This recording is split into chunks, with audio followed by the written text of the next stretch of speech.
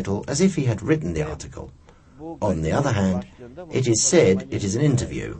That is, it is not even clear if he is the author of the article or if it is an interview. Yani şu bile belli değil. Yazıyı mı yazmış iddiaya göre, röportaj mıdır o bile anlaşılmıyor. Armenians with common sense accept that these allegations, which are purposefully kept alive, are unreal. The editor of the Armenian Review Journal, Mr. James Tashian, has stated that this article ascribed to Ataturk was a fraud.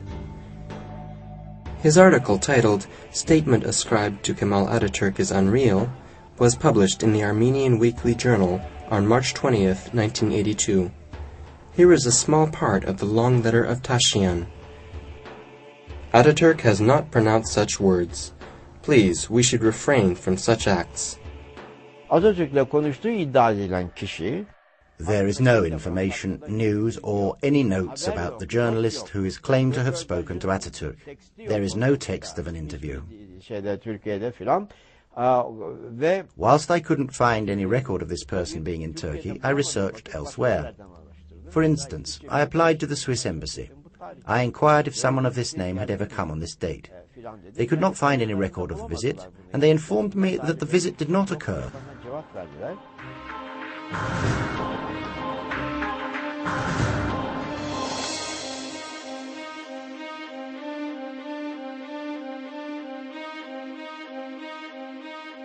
Among the documents that some Armenian circles use as the basis for genocide allegations, there are the memoirs of Henry Morgenthau.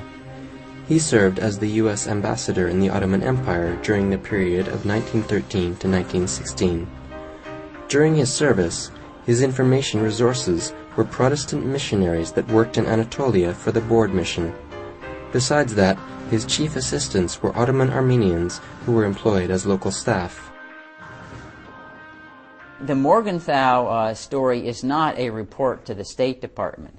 It's a book written afterwards. In fact, when the British sought to prosecute 140-some Ottoman Turkish detainees on Malta, they asked the State Department, you have any cables, have any reports that would show a massacre? State Department reported back and said, no, we don't.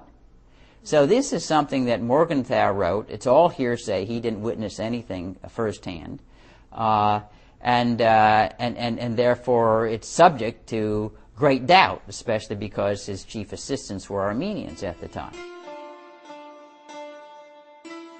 The personality and activities of Morgenthau were viewed debatable even in his own country.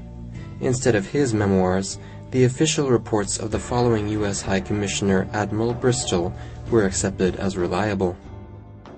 With regard to Bristol, Admiral Bristol wrote reports, but they weren't necessarily overlapping in time with Morgenthau, but he stated that there were these invented massacres that were absolutely false, that were being paraded as truthful. So there obviously is, two views at two little different points in time, and Bristol, I think, was more on the ground than Morgenthau. Another resource used as a basis for genocide allegations is the Blue Book. The Blue Book is a publication of the World War I British Propaganda Office. The British established a propaganda office during World War I. This office published numerous books, brochures, and communiques for propaganda purposes. The publication known as the Blue Book is one of these. Mavi kitap Toynbee tarafından yazılmış değildir. The Blue Book was not written by Lord Bryce. Toynbee edited it. The book is a compilation of news from various sources. No newspaper had any representatives in the region during the war. These are all made-up news items. They did not refrain from publishing them as if they were real incidents. This is what the Blue Book is.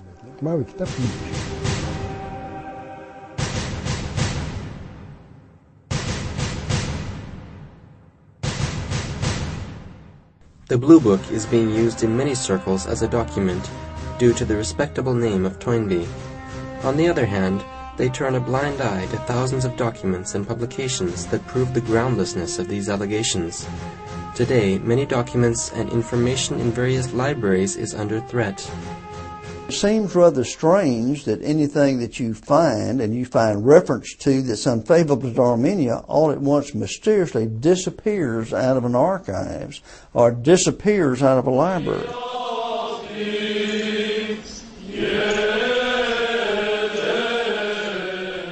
In Armenian schools, they still sow seeds of hatred, and they continue to politicize hatred. They put hatred against Turks in the hearts of the young. The most pernicious element is this effort to exclude from public school curriculums any teaching of the facts and arguments that would call the Armenian genocide claim into question. They're really purposely trying to suppress access in the public school forum. American historian Professor Heath Lowry proved that the statement, "Who remembers the Armenian genocide today?" attributed to Hitler is unreal. Professor Justin McCarthy showed with documents that Armenians were not exposed to genocide, but in fact that Armenians committed genocide against Turks.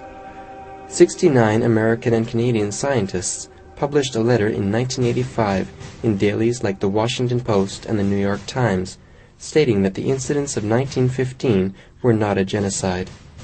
These scientists were threatened by some Armenians repeatedly. An American judge, Samuel Weems, was the last on this list. They bombed the professor's house in Los Angeles, right in the middle of a country called the Country of Freedom. But it was not the end. Attacks to Professor McCarthy started. Professor Shaw, whose only crime was to reveal historical facts, could not accept our interview proposal because his house was bombed and Armenian threats never stopped. I'm aware of the accounts of things that have happened to Professor Shaw, and certainly any attempt to intimidate scholars in pursuit of any particular historical matter is abominable and shouldn't be tolerated.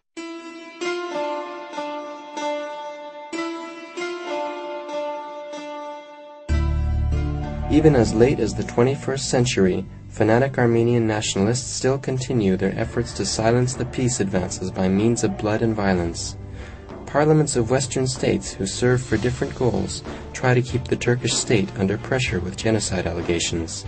Despite everything, Armenians and Turks keep their wish to live together and build the future together, and express this wish on every opportunity. Oggi si chiede conto, dopo 80 anni.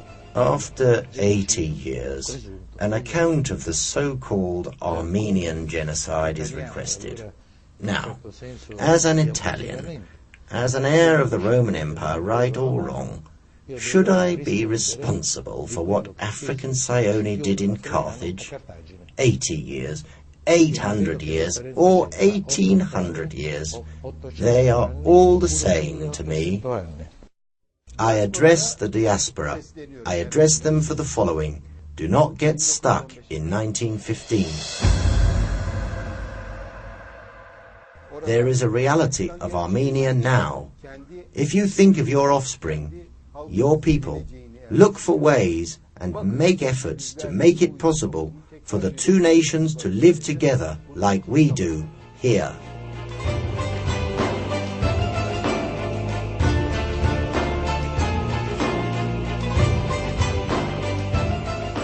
In this critical threshold, everyone can benefit deeply from friendship and truth free of slander and lies. From the very start of Sari Gelin, this is what we wanted to remind people of.